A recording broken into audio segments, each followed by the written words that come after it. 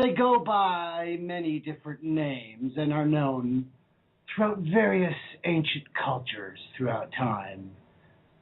The Watchers.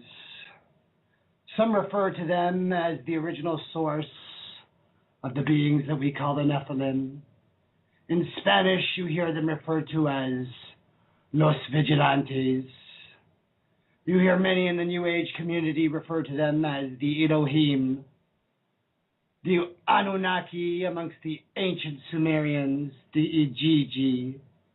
Of course, many have heard of the return of the Archons, the idea of giants, Nibiru, Urshu, the Shining Ones, concepts of watchers overseeing all of mankind, from the Eastern Devas to those who call themselves the Wingmakers, the idea of a central race,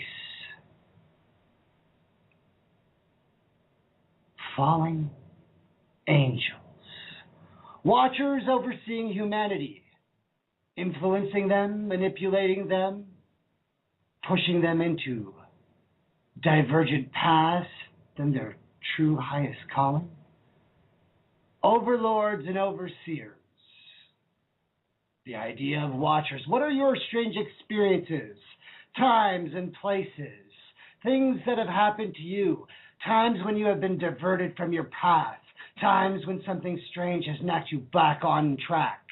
Have you experienced strange phenomena, interesting situations, juxtapositioning of supernatural events where it appears that the very hand of God reached down and altered your course? Have you been touched by angels along the way, picking you up as you were lost? Well, we're talking about the concept of watchers, overseers, perhaps dark, negative, manipulating beings, or perhaps those way showers to guide you and bring you and guide you towards a truer understanding, a more real faith, a belief in something more. And you would have arrived at work 10 minutes later than you did, and we would have been gone. I was supposed to spill my coffee. We call that an adjustment. See, sometimes when people spill their coffee, or their internet goes out, or they misplace their keys, they think it's chance. Well, sometimes it is. Sometimes it's us nudging people back on plan. Sometimes when nudging isn't enough, management authorities authorize a recalibration. We deploy our intervention team, and they change your mind for you. Well, of course, we're talking about the concept of watchers, observers, overseers, a group or designated tribe or people or race or organization, a team, a bureau that manages the plan, an adjustment team here on this earth. The idea that there are watchers, overseers, and observers affecting your life plan. Are they dark? Are they evil? Are they negative, manipulating influencers misdirecting you from your true calling? Are there light observers, light watchers, people here helping you on your plan, way showers and light beings? Well, my name's Salim Siddiqui, and you're listening to Hot Conflict. Tonight we're talking about the concept of observers, watchers, those who have infiltrated our very systems of government, the banks, the courts, the businesses and corporations, the nations and states, the kingdoms, and the queens and the kings and prime ministers and rulers, the priests, the rabbis, and even imams who have fallen into the dark, obeying, following the lead, accepting, allying with, and forming an alliances with the dark watchers and overseers of the earth. The concept that all of this is happening, not just in the pop culture world, not just in the sci-fi world, the concepts of an adjustment bureau, that there are watchers. We're talking about the idea of the return of the archons, ideas from ancient sci-fi, that there are watchers, and we ask the question, who watches the watchers? That there are parts and pieces of your life, your struggle, that have been difficult and hard. Times where people have gotten in your way, where people have made an adjustment to your plan, where people have distracted you, where you've lost your keys, the power goes out, that what you wanted to watch didn't get recorded, that what you thought was about to happen doesn't happen, diversions from your course, altering your path. What is your fate? What is the true calling? Who are you? Why are we here? And is it possible, every once in a while, somebody pushes you back, nudges you back, aligns you again? With one breath, with one flow, you will know synchronicity. The idea that there are various beings attacking you, attacking your very thoughts, your very mind, your very life purpose, that this world as we see it is more than we know. And those who are unawake and unaware are easily manipulated and pushed off their path.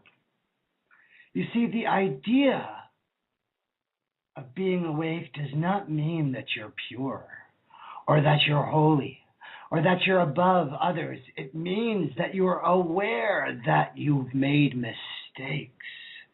You recognize the darkness and the depths of when something has gone wrong. You see the signs that are being foretold of, and you know there is a reason why things have gone badly. You have let go of certain principles and understandings. You have refused to acknowledge certain truths about what is and what isn't, about the reality that you know to be true. But there is another side. There is more than what your five senses can see. And there is a battle and a struggle going on that has been told to you from your fathers and their fathers before them. From the very beginning of the very concept, from the story of Adam and Cain and Abel. The concept of the Watchers. We're talking live on hotconflict.com, 760-825-0949. What are your experiences? Have you been thrown off track? Has someone nudged you away from what you were supposed to do? You had dreams and hopes and desires. You wake up in the morning and you know you're supposed to be doing something, and then something else happens. And life goes on day after day, month after month, year after year. If you're calling yourself awakened, if you're experiencing the quickening, you should be focusing on a clear direction and path, a clear purpose for yourself. Oh, it's not about taking over the world and becoming a grand leader or the great grand poobah. We're talking about what it is that is your true reason for being within yourself. And the stories that we talk about at the hotconflict.com site, and the series of the prophets, and their specific tales, and why they happen in the order that they happen, has a meaning. In the path for your development, in the path for the development of all of mankind, in the path for the development of this planet, and perhaps the very solar system and the worlds beyond. Brothers and sisters, my friends, don't worry, you're going to be fine. Recalibrations make tiny changes in the way people reason. It doesn't work on emotional personality. That's too intrusive. Don't worry. You're okay. I have authorization. You said you have authorization from who? the chairman. The chairman? Shh. That's just the name we use. You use many other names. Oh yes, the idea that there are dark beings organized in opposition to you. The idea that they are against you. There are watchers out there. Is there a difference between the concept of light watchers and dark watchers? Let's go straight into the concepts in the book of Enoch. Going back to the text that was found in the desert, uncanonized, but considered true by many of the early Christian sects that now descended and went south into Africa and dug themselves into the earth and hid their sacred manuals. From the book of Enoch, chapter 1, book 1, the Watchers. The words of the blessing of Enoch, wherewith he blessed the elect and righteous who will be living in the day of tribulation, when all the wicked and godless are to be removed. And he took up his parable and said, Enoch, a righteous man, whose eyes were opened by God, saw the vision of the Holy One in the heavens, which the angels showed me. And from them I heard everything, and from them I understood as I saw. But not for this generation, but for a remote one which is for to come. Concerning the elect, I said, and took up my parable concerning them. You see, they're talking about Enoch, that he is taken up into the heavens at the time of Enoch. And who is Enoch? We talk about the story of light and dark and begin, for those of you who have paid attention to the series of the hotconflict.com website, starting from Adam and from the two sons, Cain and Abel of Adam, and the beginning of the battle between light and dark and those we see and we do not, those who are physically here and those who are just beyond. And Enoch is the seventh from Adam. 1, 2, 3, 4, 5, 6, 7. And on the seventh cycle, we have Enoch, who reaches to their new level and takes the chair in the next rung in the ascension journey of mankind. From our father Adam, who is given the word and the command and the authority to speak, and even the angels and all those in the heavens at the highest levels are ordered to prostrate down before the command of Adam and his word. Darkness has prevailed over the land, and Enoch is raised into the heavens, seeking when is the one coming who will descend from the heavenly realms, that soul that we are blessed and waiting for, who will physically walk. And I will go up and ascend and wait for a time to come. Yet there were those who elected to stay and observe and watch over. And concerning the elect I said, and took up my parable concerning them, the Holy Great One will come forth from his dwelling, and the eternal God will tread upon the earth, even on Mount Sinai, and appear from his camp, and appear in the strength of his might from the heaven of heavens. You see, they're talking about the great coming Messiah, the Holy Great One, who will physically descend and tread in the physical form upon the earth. The idea that there were those in the higher heavens. He will be coming upon Mount Sinai with the strength of the heaven of heavens. And all shall be smitten with fear, and the watchers shall quake, and great fear and trembling shall seize them unto the ends of the earth. See, we're referring now to the time when the wicked and the godless are being removed. And we're seeing this right now with the concepts and the underground media of people being removed from the playing field right now, and the allies being awakened, and that the very watchers are quaking right now, those who were the false overlords for their inability to change. And the high mountains shall be shaken, and the high hills shall be made low, and shall melt like wax before the flame. And the earth shall be wholly rent in sunder, and all that is upon the earth shall perish, and there shall be a judgment upon all men. But with the righteous he will make peace. and will protect the elect, and mercy shall be upon them. And they shall all belong to God, and they shall be prospered, and they shall be all blessed. And he will help them all, and light shall appear unto them, and he will make peace with them. You see, the concepts are there, and if you understand the verse and the form and the style, you can recognize it as being classic of any holy and described text. And the position of the Muslims is that we accept the prophets, all of them, what from their scripture remains and what doesn't. It is not because the Pope or the Roman Empire Constantine decides that he elects certain books to be acceptable, but the wisdom and truth is there for all to see, whether it is in the holy texts that are being uncovered in dark caves and passages and out of the earth and urns from which they have been preserved, or for those who understand the true test of the sacred feline energies, or the divine feminine, or the true test, if you go to that nightmarish place where those who are manipulating you push you to try and separate you, as Harut and Marut came down and said, we are angels, only giving you a test. This technology, this knowledge, these things that we are giving you are but a test that push you away from the true oneness. Do not follow. Do not be tempted.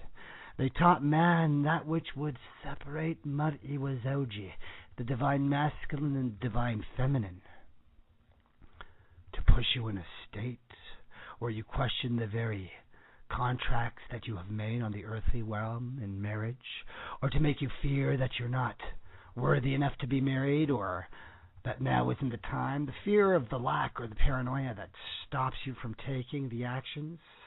Oh, if we share this nightmare, then we can dream, Spiritus Mundi. If you act as you think, the missing link. We know you, they know me. Extrasensory, synchronicity, a starfall, a phone call. It joins all. Synchronicity. This concept that everything is interconnected, and then the idea that from the ancient times this concept was there, from the time of Enoch, the first scribe, the first to take his elected position in the heavens and begin to write down all that he observed. And it came to pass in chapter 6 of the first book of Enoch, the Watchers.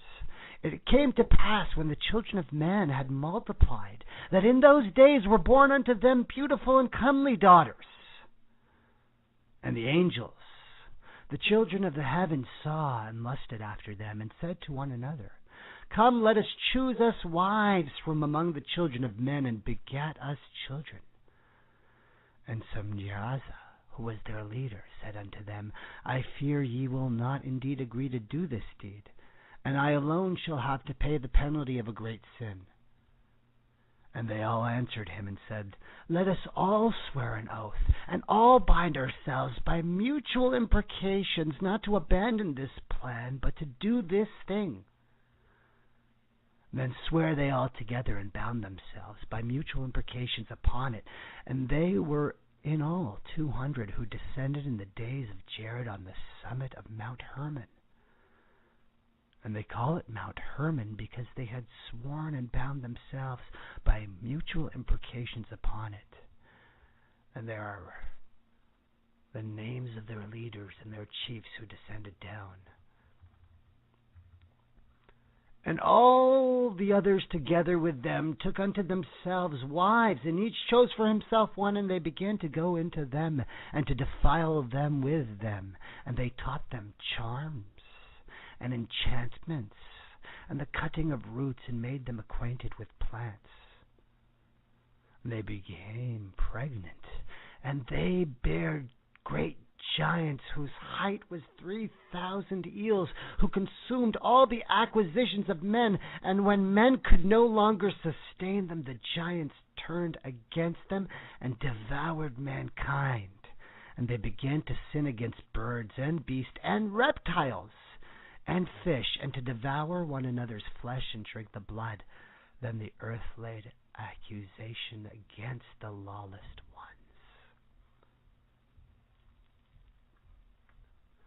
All this has happened before, and all this has happened again. We're talking about the horrid natures of what was going on before the time of Noah, and what was going on already in the skies and the heavens. And if those who came down descended, do you not think others were ascended up, and beings from this earth have been taken and abducted and placed on kingdoms and planets and galaxies far, far away? The fact that today's pop culture has upon it blessed souls who have been gifted with the memory of other realms and other dimensions and other realities, other worlds and other planets and other places, is part of the quickening and the awakening, part of the new dawning and the understanding, part of the connection of the spirit and the soul between this world and the many others, part of the ascension of the earth that we at this time are more connected, in touch with, have access to text and script and stories done in verbal form or written form or acted out in dramatic fashion unlike any other time. And the methodologies and the wasilas and the means for getting access to this are numerous just as much as this very show, and being able to listen and call in and talk about these concepts. That blood was mixed before and has been done before the time of Enoch and after the time of Enoch, as we see. As when Adam was created, the angels in the heavens asked, "O Lord, are you making a being who will cause mischief and shed blood?" And the Lord Most High said, "I know that which you do not know." So there is a plan and there is a thing happening. There is a scheme, a design, a juxtapositioning pattern in the weave and the threads of time and fate. A thing that we call synchronicity.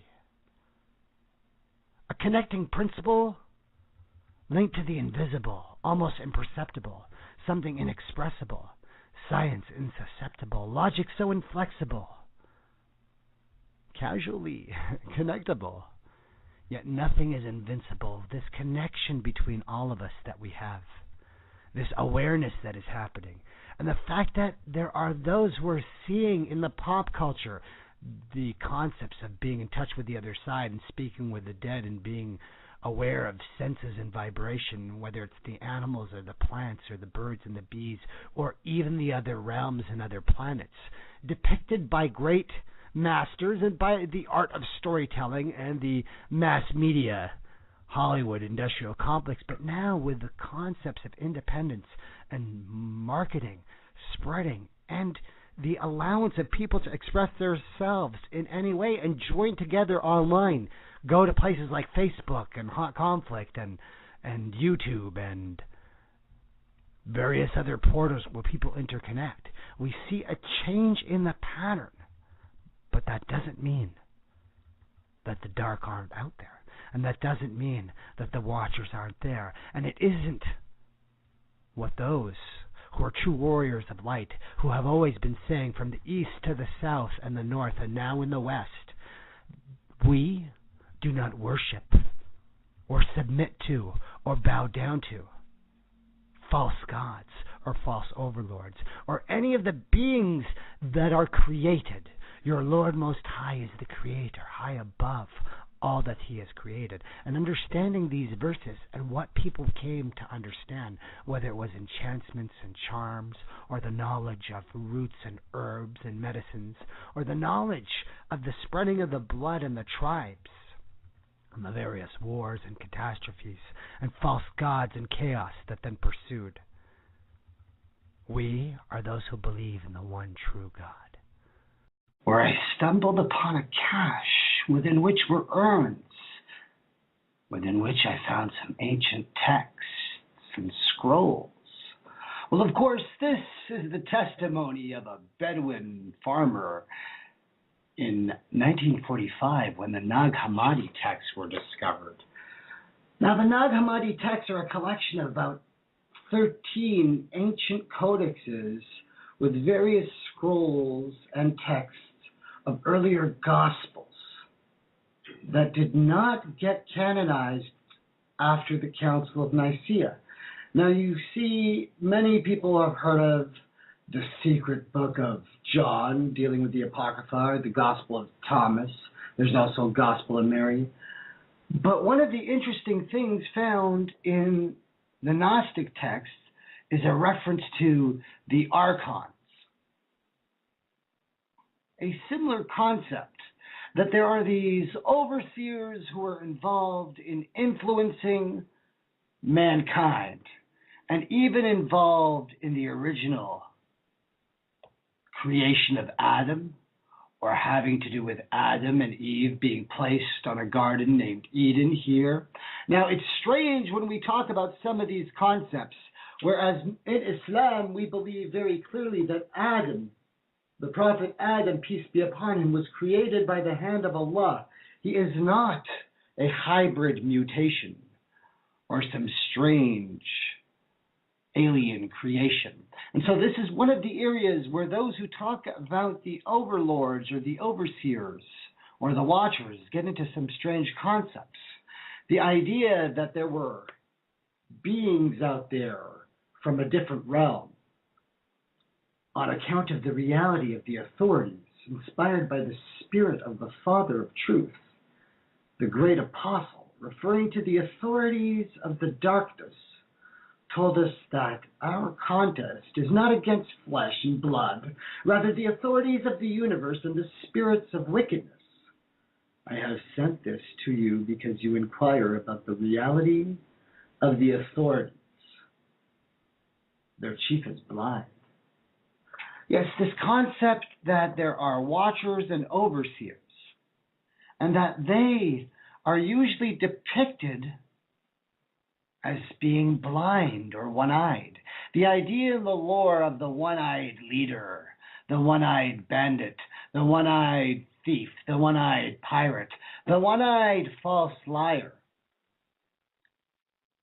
The concept that the ancient sites and ancient temples and ancient statues were erected for the worship of ancient overseers and beings from within the stars. These are some of the concepts that you hear about when you're talking to people who talk about the ancient astronaut theory or ancient aliens. The ideas of Nibiru, the famous archaeologist slash translator slash alternative historian Zecharia Sitchin, talks about his concept to the stairways of heaven, stating that the Akkadians called their predecessors the Sumerians and spoke of the land of Sumer. It was, in fact, the biblical land of Shinar. It was the land whose name, Sumer, literally meant the land of the watchers.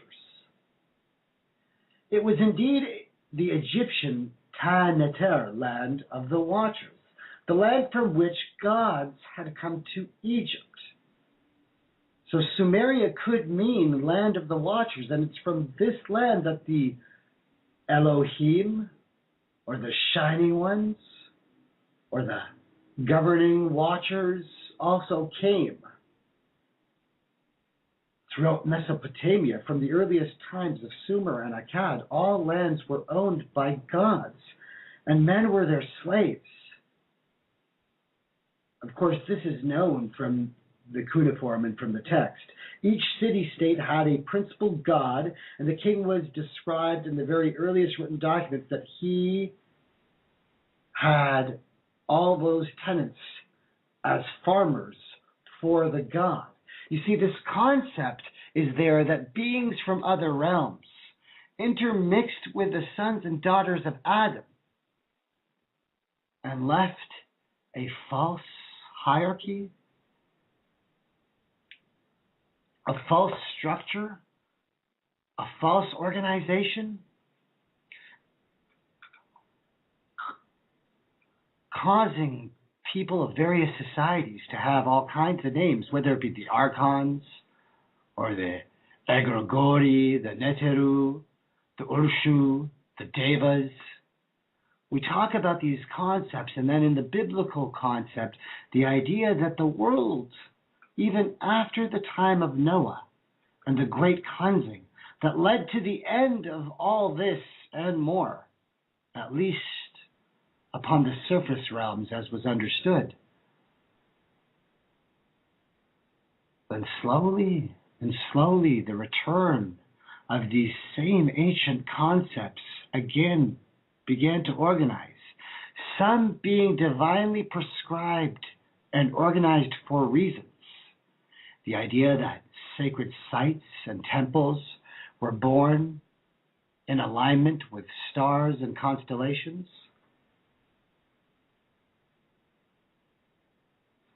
The idea that in the past, people connected to these ancient cities and stars and civilizations, that because of the vibration and the resonance of the very earth at that time, had more interaction as we've grown darker and darker and fallen deeper and deeper into the depths of the gravitational pull of the darkness within our own selves. We've slowly lost contact with the ancient myths and legends that make up the various cultures and civilizations of this earth.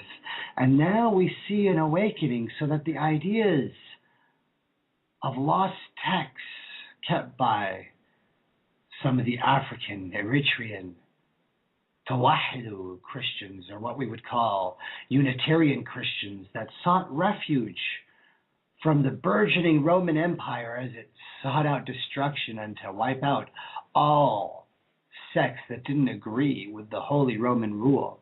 This idea that a certain group or class was destined to rule over all others and dominate by force, dominate by control, dominate by some type of knowledge of brass, metal, knowledge of the ancients, of destruction and warfare. You see, the truth, brothers and sisters, is that we learn from our mistakes. It is not by ignoring the past or even repeating the past that we learn things. It's by acknowledging how we made the mistakes and what were the lessons from them. And then Michael, Uriel, Raphael, and Gabriel looked down from heaven and saw much blood being shed upon the earth, and all lawlessness being wrought upon the earth. And they said one to another, the earth made without inhabitants cries, the voice of their crying gets up to the gates of heaven. And now to you, the holy ones of heaven, the souls of men, make their suit, saying, bring our cause before the Most High.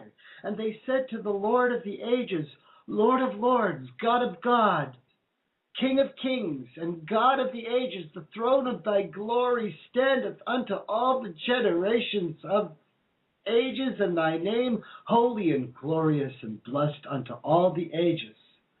Thou hast made all things, and power over all things hast thou, and all things are naked and open in thy sight, and thou seest over all things, and nothing can hide itself from thee. O Lord, they beseeched, the great God of gods, seer of all seers, the one whose mighty throne, majestic and above all that is, the concept that there is only one true God, one true Creator, one true Lord. Now, of course, in a lot of the pop culture and TV shows and movies that we watch, the idea of a God or a divine hand is usually left out, right? That's not considered. That's not considered chic or trendy. Yet there is, of course, an insurgence in the independent market of Christian films or biblical films. One of the great series talking about the coming apocalypse And then those who are left behind is, of course, left behind. Tim LaHaye and Jeremy Jenkins, I believe, are the authors. They wrote a best-selling novel that spun off multiple sequels, or a series of novels that became one of the biggest grossing books that then moved the Christian fiction genre into the mainstream bookstores. And so we're seeing this concept played out amongst all the different groups and tribes and sects. The idea that there is a recurring theme, that all the myths and legends lay up to the same thing, whether it's on shows like Ancient Aliens, the idea that beings from the past that others thought were gods were actually beings from the future, or beings from a civilization just slightly more advanced that understood space travel. And we as a planet were not advanced enough and civilized enough and technologically adept enough to understand the concepts of interstellar travel or galactic travel or wormholes or the Einstein-Rosen bridge and many of the other interesting ideas that were there. And similarly, nor were our ancestors when they encountered beings in the same fashion. And like all things, they made trades and deals for what they needed at the time, which was knowledge and weapons, or the seeking out of power to overcome their foes.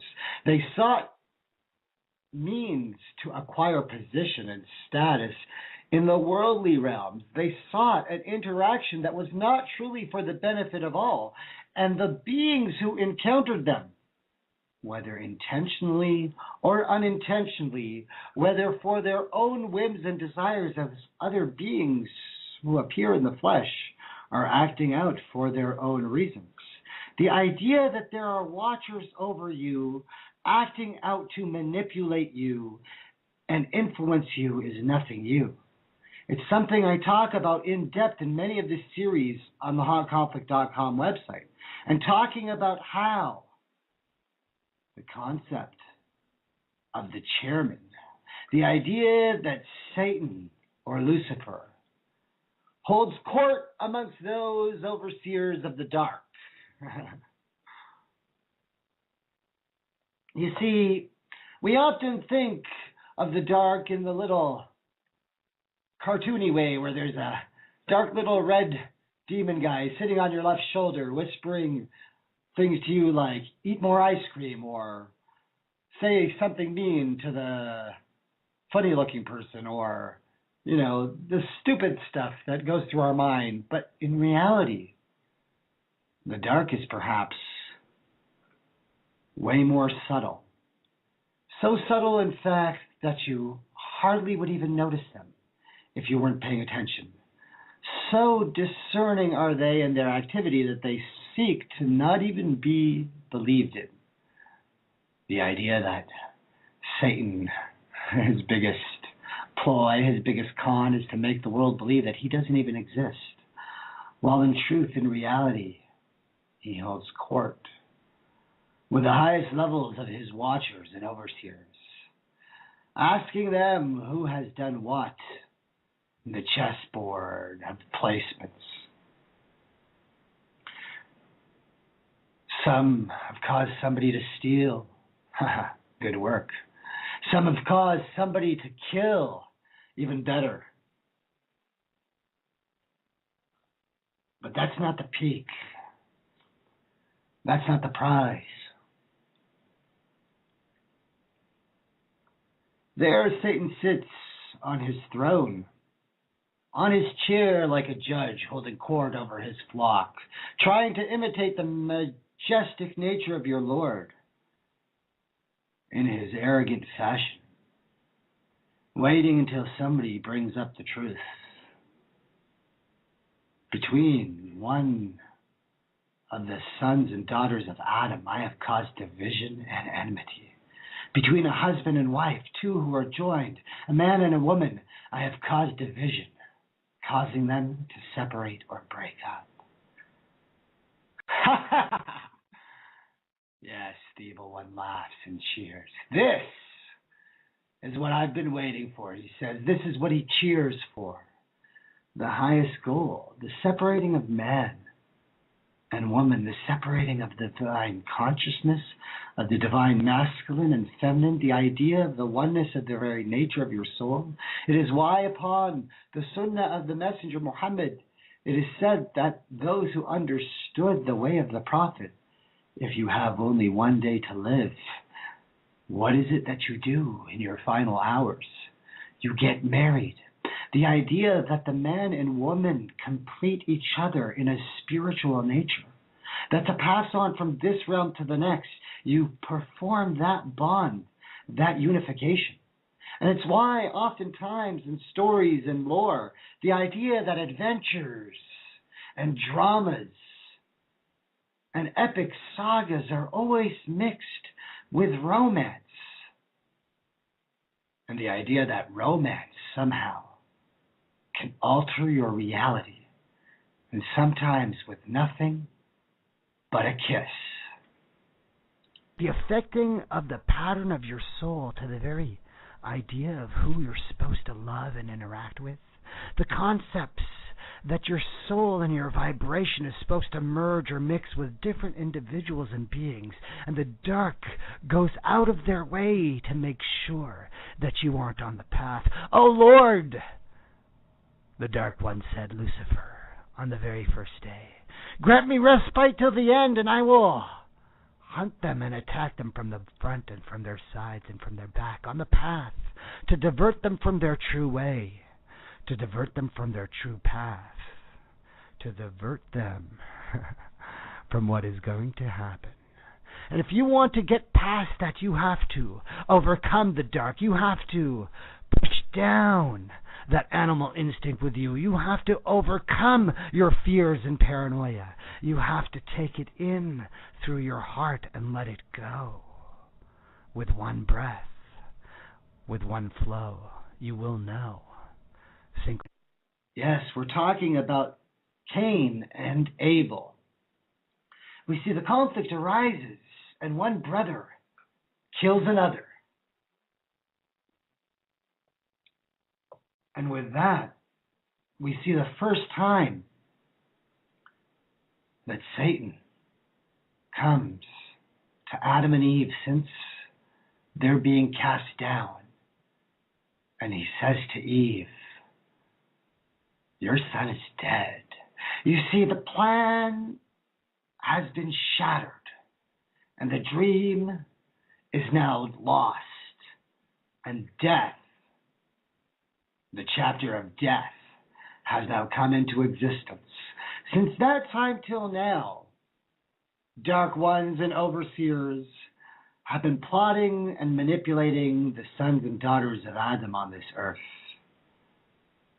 But so shattered and scattered, so multiplied and fractured, so fracked is the mirror and glass that once made the whole, that the realities of truth are now almost lost, and the dark watchers themselves that once kept track and wrote down what was and what is and what could and what could never be, do not know the truth of the realities themselves. And we live in a strange time where even the watchers are unaware. Dratso, brothers and sisters. Well, of course, we're talking about the concept of spiritual watchers. And I'm quoting now from the update by Sheldon Neidl for the spiritual hierarchy of the Galactic Federation.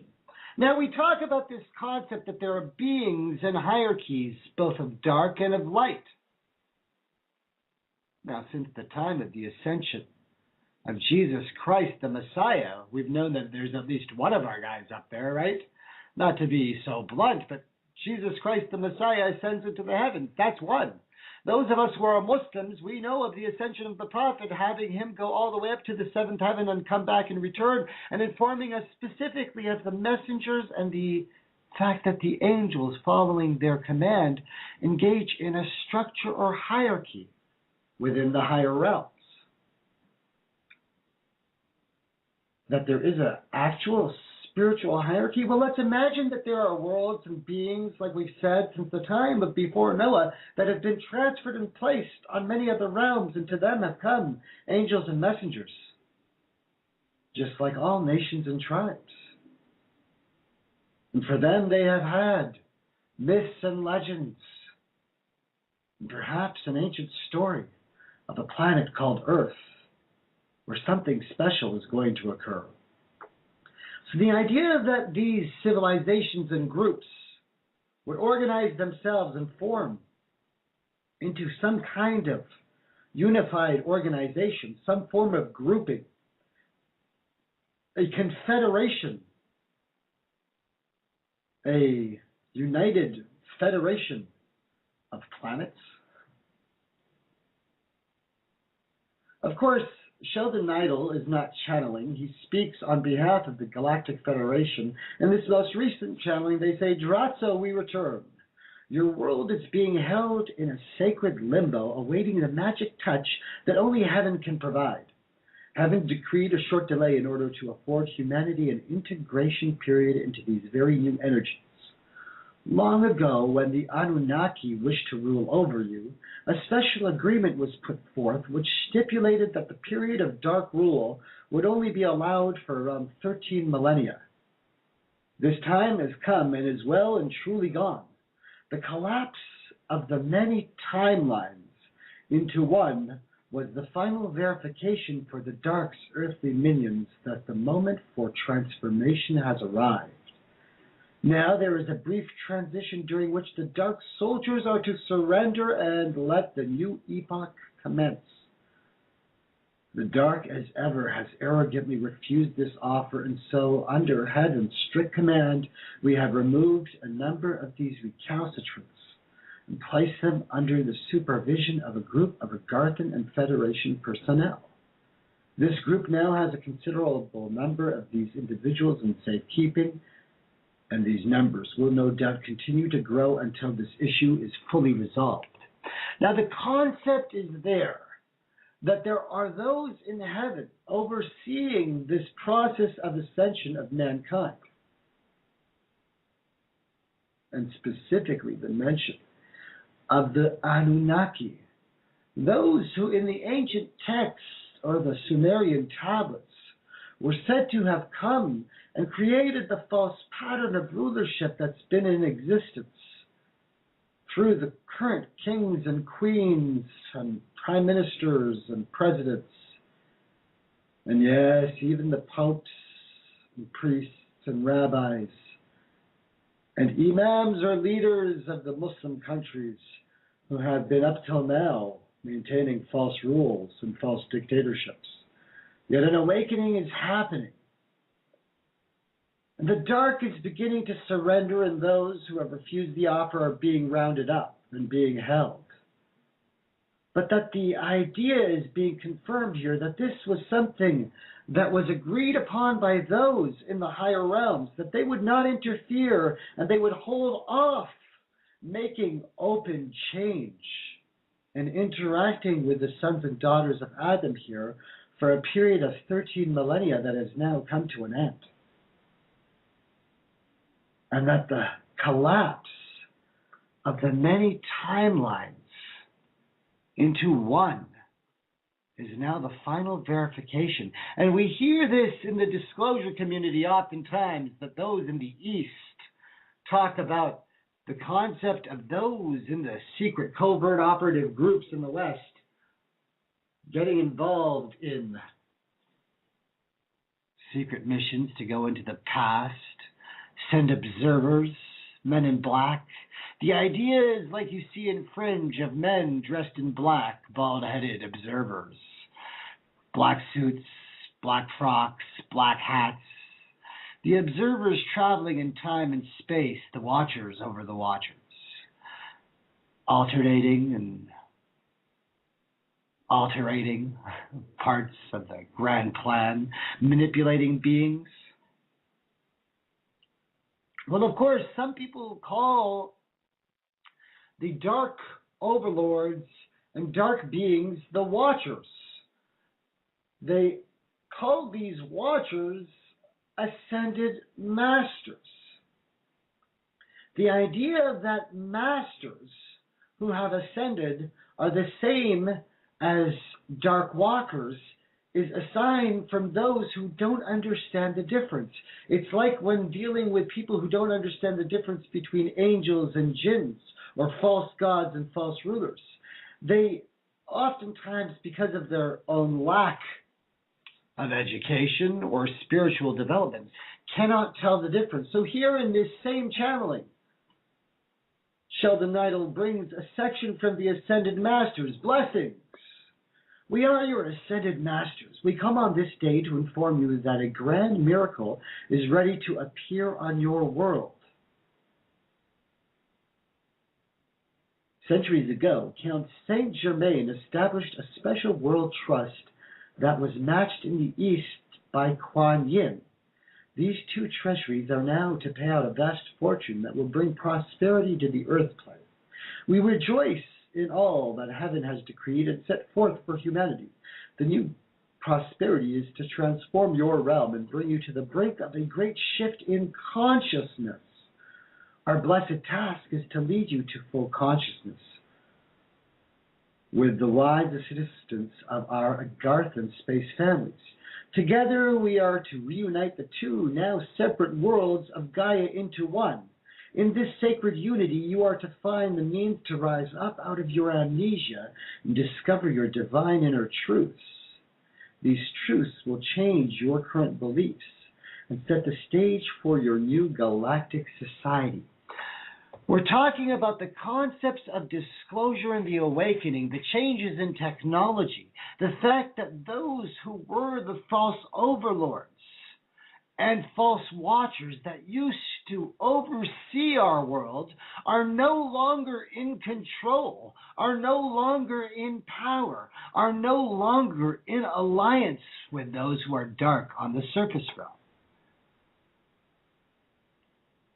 For those paying attention to the changes in the spiritual realm, it is as if we would say to those of the Muslims, like the time of Ramadan, we have entered into a different time period where the beings in the higher realms who are of the dark are removed slowly from the chessboard and the playing field. So, what is changing? You see, the concept has always been there that any time, whether intentionally or unintentionally, the interaction with primitive societies has never led to an appropriate outcome. The repercussions and the ripples in time and space lead to false worship and false beliefs. We see that from the beings and cultures and ancient sites of our own history upon the earth. And the same can be said in the past and on other places. And so those of the light, out of fear and out of humility and out of attempting in their most humble way to not affect any outcome unintentionally, have chosen to conduct themselves by a certain divine precept. They don't interfere with us, and we shouldn't interfere with them. Now, when talking about the jinns amongst the Muslims, you will find in many of the ancient lands, as soon as you mention the term jinn, it becomes hush-hush. People do not talk about this subject in open quarters. It is not something that is discussed commonly because the subjects are such a high level. And those who have not done the work and sought the means to protect themselves and understand what they are engaged in, sometimes downplay or belittle the true ramifications. We call them the three quls. Say He is the Lord, the One. Qul huwa Allahu ahad.